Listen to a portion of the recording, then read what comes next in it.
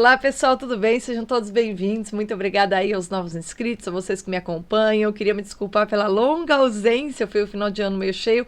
Eu acabei não postando vídeos novos aqui, mas semana passada, com aquela live que o Olavo de Carvalho fez junto no Conserva Talk, né, que é um programa ótimo, que está sendo aí liderado pelo Paulo Figueiredo, um programa com pessoas super legais, e é importante porque ali a gente reúne figuras que são admiradas pelos conservadores e a gente se dá conta que nós temos sim chance de formar lideranças políticas para, quem sabe aí, ter opções aí de ocupar espaço na política, né? Que é algo que todo mundo já entendeu que é preciso fazer, né? Eu trabalho em outro campo, no campo da cultura, mas entendo que seja necessária aí combater por essa frente. E aí, naquele programa, com muita justiça, eles levaram o Olavo de Carvalho, né? Por quê? Porque é alguém que desde os anos 90 está falando as coisas que hoje todas as pessoas que são direitistas ou são conservadores dizem, mas muitas dessas pessoas não se tocam, ou não se lembram, ou não se dão conta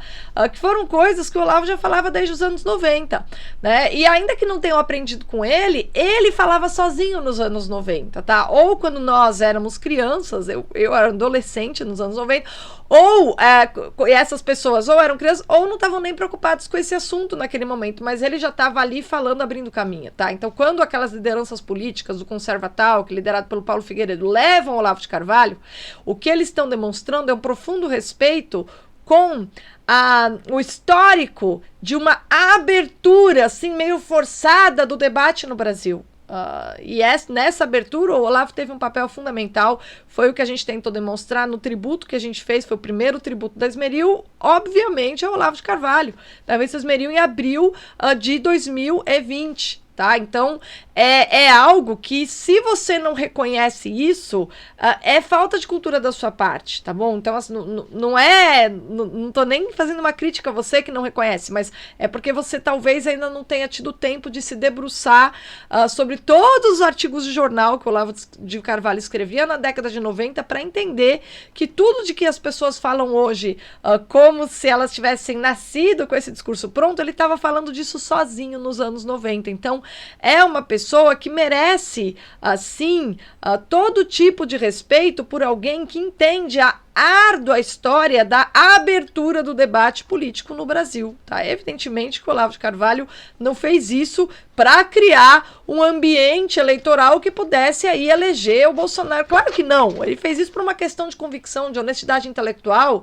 de achar um absurdo que os esquerdistas falassem sozinhos, de entender como absolutamente equivocado você ensinar nas universidades que a tal da tradição materialista seria mais importante em termos de percurso, né, de nomes importantes na história da filosofia, do que os intelectualistas, do que os idealistas. Veja, é uma série de razões que o levaram a compor críticas mais profundas ou mais superficiais ao que acontecia nos ambientes intelectuais, né, universidades, etc., e ao que acontecia com a sociedade brasileira.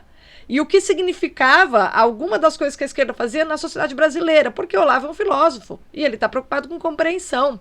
Então, o último objetivo dele era o que aconteceria com a vida política nacional. Ele só estava tentando entender as coisas, tá? E nesse processo de entender, ele compartilhava todo tipo de compreensão, porque é um escritor, o escritor compartilha, e as pessoas começaram a acompanhá-lo. E aí, a partir de do certo momento, ele se torna uma figura. A mensagem dele tem um alcance maior. E tudo isso foi assim, foi uma coisa de 30 anos, tá? Mas, por que eu tô falando isso? Porque eu tenho visto as pessoas interpretarem de maneira tão equivocada o discurso dele naquele Conserva Talk, que eu fiquei impressionada com a falta de respeito que o pessoal que se diz de direita e apoiador do governo tem pelo conhecimento. É um negócio assim, uma falta de respeito absurda, né? E aí eu estava me lembrando que há alguns meses atrás, 2, 3 meses atrás, chegou para mim esse livro aqui, que é, na verdade, parte de uma trilogia, né? A Longa Marcha da Vaca pro Brejo, que é o que restou do imbecil. Na verdade, foram coisas que têm tudo a ver com o imbecil coletivo, mas que não saíram naquele volume, E aí agora a Vídeo Editorial está organizando e publicando tudo. Então tem outros volumes, tem o Leão e os Ossos também. Enfim, de qualquer maneira, nesse livro aqui, quando ele chegou às minhas mãos, eu fui ler um conjunto de textos chamado Os Filhos da PUC. É engraçado, né? E do que se trata? É o seguinte, naquele momento, e isso tudo aconteceu, esses textos ele publicou em novembro de 1997, tá? Eu estava no primeiro colegial, era uma criança, tinha 15 anos de idade. E ele estava lá publicando isso aqui. Em 1997, tá, muitos de nós éramos crianças ou cegos naquela época. Na PUC, um grupo, dois alunos quiseram fazer circular um jornalzinho chamado O Indivíduo, que era um jornal feito por pessoas identificadas com a direita. E aí, os esquerdistas da PUC, ensandecidos, acusaram os autores do jornal de racistas para mandar recolher a circulação do jornalzinho. O jornal, que está publicado aqui inclusive, tem absolutamente nada de racista. Nada! Mas fez-se uma campanha difamatória simplesmente para silenciar aqueles alunos. E o Olavo de Carvalho toma parte nessa polêmica, denuncia esse escândalo, escreve uma carta aberta ao então reitor da PUC, e o conjunto de textos que compõe essa polêmica é espetacular, porque a gente vai falar, nossa, caramba, 1997 a coisa já estava assim? Sim, já estava assim. O que acontece no Brasil de maneira descarada de 2010 para cá, isso é como se fosse um primeiro sinal. E o Olavo de Carvalho, como era alguém já profundamente, além de ser profundamente lúcido, alguém que já tinha alcançado um patamar de cultura geral, não cultura geral, mas de cultura filosófica, de compreensão do mundo, de capacidade de leitura da realidade, extremamente avançado naquela época, ele já captou a coisa ali no pulo. Ele já bateu o olho e já sacou do que se tratava. E já entendeu aquilo, e já associou com os métodos totalitários da esquerda, já sacou. E isso tudo está aqui nesses textos. E aí, quando eu estava lendo, eu falei, caramba, isso tudo hoje em dia, pelo pessoal que ou tem canal do YouTube, ou está na imprensa, ou de alguma maneira se diz apoiador do Bolsonaro, todo mundo repete exatamente o que está dito aqui. Mas quando o Olavo de Carvalho falou coisas absolutamente reais e verdadeiras sobre o governo Bolsonaro naquele Conserva Talk, todo mundo disse que ele não devia falar, ou que ele estava praticamente dizendo que o PT tinha que voltar para o poder. As pessoas que ecoam coisas que ele está dizendo desde 1990. Né? E aí eu me toquei do seguinte, o que a gente tem aqui é uma incapacidade total das pessoas de entenderem que o objetivo, e eu já falei isso aqui antes, mas vou repetir porque precisa, toda vez que tiver tipo de polêmica eu vou repetir, o que guia, o que orienta os gestos, a ação, os movimentos, etc., de alguém em busca de compreensão é ler a realidade. Quando você lê o que está acontecendo, evidentemente, nem sempre você vai gostar do que está acontecendo, mas você não pode evitar expressar o que você leu porque é desagradável aquilo que você está dizendo.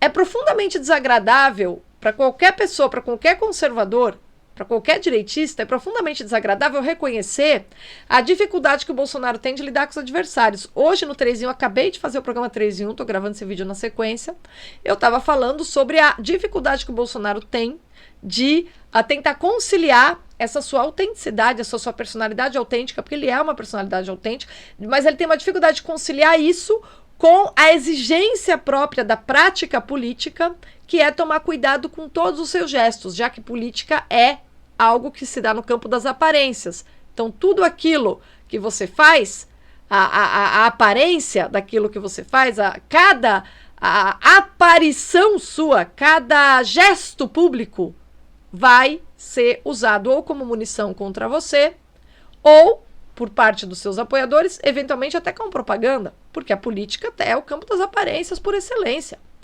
Nesse sentido, considerando que o Bolsonaro tem tantos adversários políticos, e a imprensa está lotada deles, e a Câmara, etc., e toda a máquina pública, o cuidado que ele tem que ter é muito maior, né, do que alguém que não tivesse tantos adversários. Isso é uma questão de prudência política. E ele tem esse cuidado? Ele não tem. E aí, quando eu digo isso, é capaz de algumas pessoas dizerem, ai, que desgraçada, ó, ela tá falando, ela tá apontando um defeito dele. Não, não estou fazendo uma leitura de um fato. A tradição é um elemento central da política. Política está vinculado ao campo das aparências. Se você não toma cuidado com esse aspecto teatral, você vai se lascar. É só isso que eu estou falando. Eu não estou dizendo que eu estou feliz com isso. Eu não estou dizendo que eu estou feliz com o aproveitamento que a imprensa faz. Eu só estou falando uma coisa que é óbvia, aliás. Qualquer pessoa que pense um pouquinho não é nada demais. E as coisas que o Olavo de Carvalho falou no Conservatalk, num grau muito superior, porque ele vai longe, né? Ele é um cara que está muito à frente, ele é um cara que passou a vida estudando e que tem uma capacidade de sacar, assim, muito rápida, tanto que já no final do primeiro ano de governo ele começou a perceber ali as armadilhas que o governo estava criando para si próprio. Ele diz, ele exprime. Não significa que ele goste disso que ele está vendo, não significa que ele eventualmente não vai, inclusive, votar no tal do Bolsonaro, né, que é o candidato da direita, dos conservadores ainda, no ano que vem, não significa, mas significa que ele está comunicando. E as pessoas começam a dizer que há uma racha interna, que a direita não se entende, que a direita não sabe se unir. Pelo amor de Deus! Como se fosse algo proibido você exprimir o que a realidade joga na sua cara, por razões eleitorais. E aí eu fico pensando assim, simples, tá? Por que eu acho que é uma pena que as pessoas pensem dessa maneira? Porque, veja, eu não sei quantas pessoas lembram ou sabem o nome de quem estava ali no poder, quem eram os funcionários de gabinete, quem eram os burocratas da vez, enquanto Tocqueville participava ali da tentativa de constituinte na França no meio do século XIX, ali, por volta de 1847, etc., e 50, se eu não me engano. Eu não sei quem me lembra quem estava no poder na França nessa época. Só um historiador picuinha que estuda... Picuinha não, mas um historiador especializado nesse período. Mas ninguém lembra quem eram os burocratas da ocasião. Mas o Tocqueville a gente lê até hoje. A gente lê até hoje. Porque o Tocqueville, a partir daquelas experiências, observando a política da sua época, ele acaba elaborando reflexões de um valor infinitamente superior às razões políticas ali dos embates de poder ao seu redor. Ele fala de coisas muito mais profundas na sua obra. E ele é lido até hoje. Mas os burocratas que estavam no poder e disputando eleição, ou disputando quem ia ser ministro do quê, ninguém nem lembra. E são irrelevantes. Da mesma maneira, o que a gente tem aqui, por exemplo, como que a gente tem no Imbecil Coletivo, por que o Olavo é um cara importante? Porque daqui a 100 anos, daqui a 200 anos, aquele que revisitar as obras do Olavo vai ter um cenário do que foi o Brasil entre ali anos 80 e até a época que a gente está. Ele vai entender o que era o ambiente político no Brasil, vai entender o que esses grupos de esquerda fizeram, vai entender que havia uma tentativa de proibir circulação de ideias conservadoras, vai entender que foi preciso abrir caminho, vai entender o que aconteceu com a nossa história por meio da obra dele, daqui a 200 anos, quando os políticos serão outros, quando os burocratas serão outros, quando a gente nem sabe como é que vai estar o sistema político, tá? Mas a gente tem um registro do que foi a cultura brasileira nesse momento. E era um inferno, mas isso está registrado, e registrado numa escrita impecável, numa expressão precisa, usando conceitos que nos permitem entender a relação disso que aconteceu no Brasil com a história da política no século XX e até antes. Então vejam, esse é o valor do Olavo de Carvalho, tá? Esse é o valor. Quando você despreza, né? E veja o que ele falou sobre o Sérgio de Camargo. Eu gosto do Sérgio de Camargo da Palmares, acho ele ótimo. Sigo no Twitter, ele tem tiradas ótimas. Mas foi errado aquilo que ele disse. E o Paulo Briguet, ele escreveu um texto maravilhoso na edição de ontem do Brasil Sem Medo, em que ele afirma, olha, se não fosse o Olavo de Carvalho, esse ambiente cultural que tornou o nome de Bolsonaro aceitável e defensável por pessoas, o que é importante, nós todos que fazemos parte da opinião pública e conseguimos compreendê-lo, para defender da propaganda de maneira oportunista e a propaganda com interesse de disputa de poder. A gente consegue destrinchar isso e separar o que o governo faz de bom da propaganda contrária, que está baseada em disputa de poder. Tudo isso tem na base o que o Olavo de Carvalho foi fazendo desde os anos 90, preservando a memória dos grandes intelectuais e escritores conservadores que o Brasil tinha. E mantendo essa tradição viva na sua pessoa, no seu ofício de escritor, com o seu ofício de escritor, ele manteve essa tradição viva, ele não deixou essa tradição perecer. E aí ele criou o COF, do qual eu nunca fiz, do qual eu nunca fui aluna, mas reconheço o mérito absoluto dessa iniciativa, porque tudo aquilo que ele aprendeu, ele compartilhou com essas pessoas, ampliando o número de pessoas que são capazes de avançar, de não deixar morrer essa tradição aí de pessoas, de escritores, de intelectuais que têm a capacidade de compreender, né, as ideias conservadoras e de justificar e de mostrar a legitimidade disso no ambiente cultural brasileiro, não apenas político, mas cultural em primeiro lugar. Então veja, esse é o ponto, tá? E quando o Paulo Briguet diz, olha, veja, não é que, claro que o Bolsonaro não se elegeu por causa do Olavo de Carvalho, no sentido que ele foi um cabo eleitoral e que arrumou tantos votos. Não, claro que não. Mas o que tornou a eleição viável, o que fez com que tantas pessoas fizessem campanha gratuita, o que tornou legítimo defender uma série de elementos, de componentes que estavam no plano de governo, etc., tudo isso tem sim a ver com a abertura cultural que ele realizou, tá? Então, meu Deus do céu, Paulo Briguet está completamente correto. Eu vou deixar o texto aqui na descrição para vocês lerem. E o Sérgio Camargo, ele foi infeliz naquele comentário, dizendo, não, o Bolsonaro seria o maior conservador, mesmo que nunca tivesse nenhum professor. Não, veja, não se trata do Bolsonaro, da pessoa do Bolsonaro. Primeiro, ele mudou muita coisa, né? Ele próprio admite o quanto ele aprendeu. Mas, para além disso, né, deixando para lá esse lado, porque é natural que as pessoas aprendam, evoluam, isso é bom. Veja, quando você tem um governo, imagina, a imprensa, quase toda a imprensa já é contrária ao governo. Agora, imagina se não houvessem pessoas que, muitas das quais tiveram acesso a ideias que nos ajudam a mostrar a legitimidade desse governo. Imagina se não houvessem essas pessoas na opinião pública. E eu não estou falando de puxa-saco, e eu não estou falando de apoiador cego, e eu não estou falando desse pessoal aí que quando o Bolsonaro erra, bate palma. Não estou falando disso aí. Eu estou falando de gente que entende que a direita é legítima e que a direita civil renascendo será algo bom para o Brasil. Será algo bom, vai trazer equilíbrio para nós. As pessoas que entendem isso são as pessoas que conseguem reconhecer o, assim, inestimável mérito do professor. E aí vem o Sérgio Camargo, justamente está à frente da Palmares, e faz aquele comentário. Foi cretino mesmo. Vamos deixar de gostar dele por isso? Claro que não. Errar é humano, tudo bem.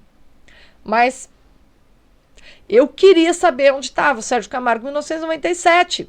Talvez ele já fosse conservador, com certeza. Mas o conjunto de fatores que criou a possibilidade de uma opinião pública favorável ao governo. Caramba! Isso tem isso deve muito ao que foi o trabalho do Olavo no Throat Speak, no COF, com os alunos, a influência que ele exerceu por meio das obras de mais fácil leitura, de divulgação, todo o seu trabalho no jornal. Caramba, foi importante. Foi importante, tá? E não adianta diminuir. Não só o Olavo, outros também. Tem o trabalho do pessoal do Antônio Paim, que são os liberais. Então, você tem ali, algumas pessoas foram importantíssimas.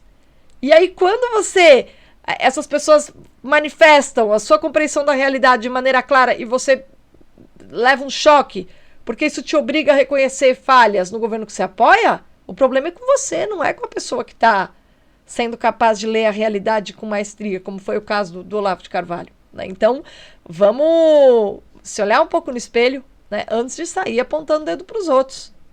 tá? Que você entende sobre o Brasil dos anos 90 para cá?